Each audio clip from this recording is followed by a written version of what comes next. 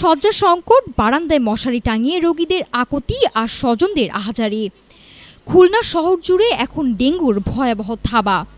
গতমাত্র এক সপ্তাহে Khulna medical college হাসপাতালে প্রাণ গেছে ৫ জন ডেঙ্গু রোগীর।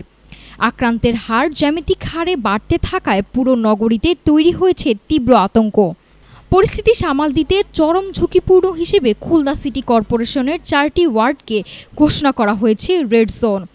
৩০ নম্বর ওয়ার্ডের সর্বোচ্চ ১১১ জন সহ শুধু এই 4 ওয়ার্ডেই আক্রান্তের সংখ্যা প্রায় ৩০০ ছুঁই।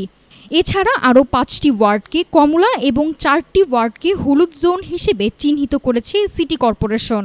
খুলনা বিভাগ জুড়ে প্রতিদিনই আশঙ্কাজনক হারে বাড়ছে ডেঙ্গু রোগীর সংখ্যা। গত ২৪ ঘন্টাতে বিভাগে নতুন করে ভর্তি হয়েছেন ১৩৩ জন রোগী।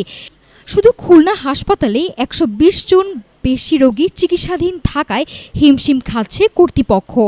চলতি বছর বিভাগে ইতিমধ্যে ১৫ জন প্রাণহানি ঘটেছে।